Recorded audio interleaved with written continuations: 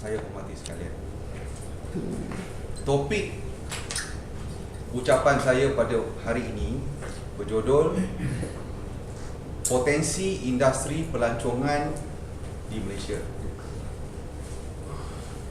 Malaysia adalah salah satu negara yang menjadi tumpuan destinasi pelancongan di dunia.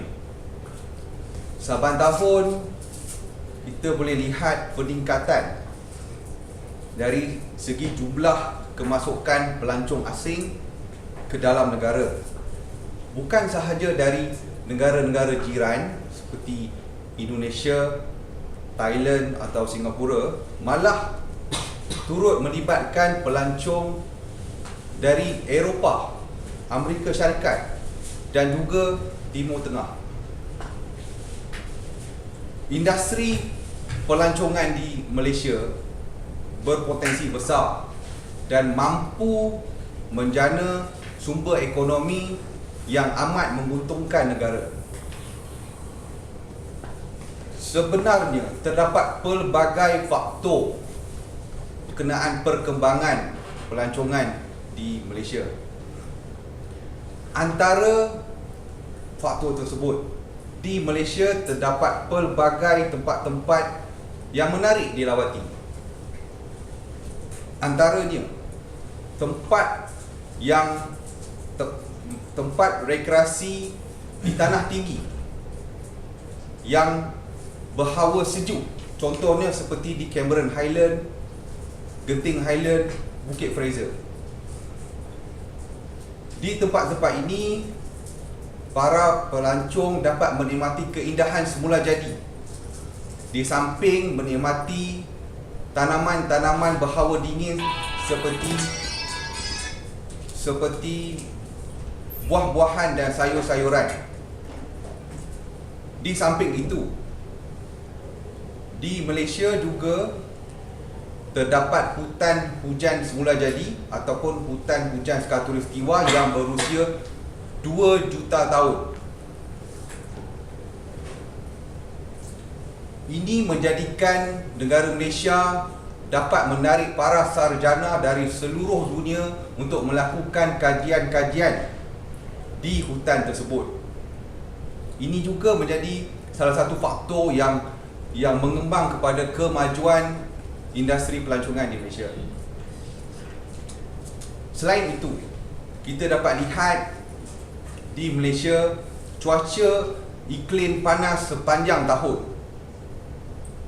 Ini dapat menarik para pelancong terutama sekali dari negara-negara barat dan Eropah yang cukup suka dengan cuaca panas terik dan bersantai di pantai-pantai yang terdapat di negara Malaysia.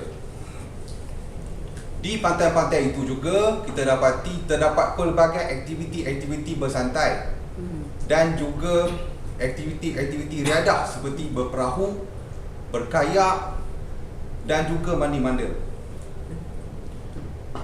Saudara-saudari sekalian, di Malaysia terdapat banyak pulau-pulau yang cantik dan bersih.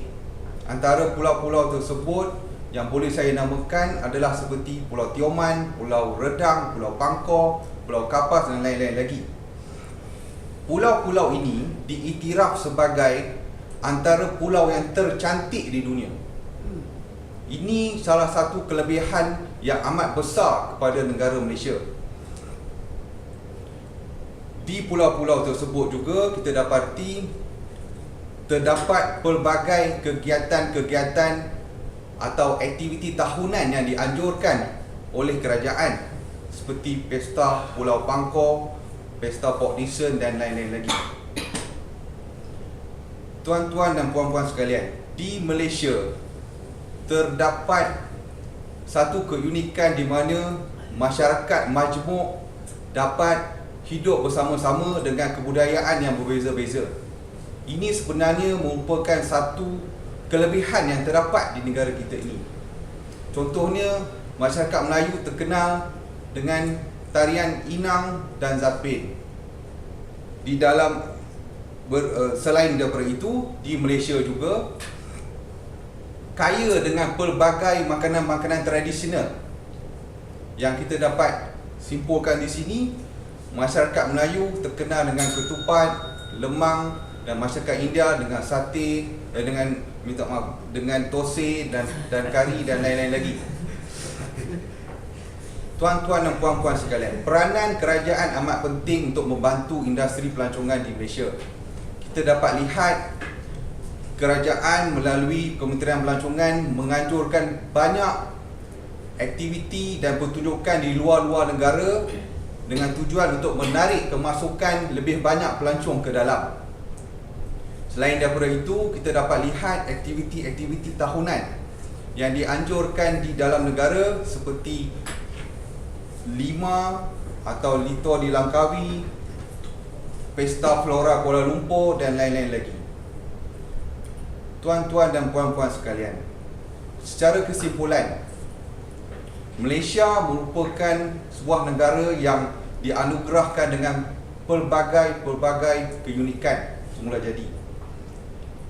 Ini sepatutnya dijadikan suatu kelebihan dan juga boleh dijadikan sumber ekonomi yang menguntungkan kepada negara.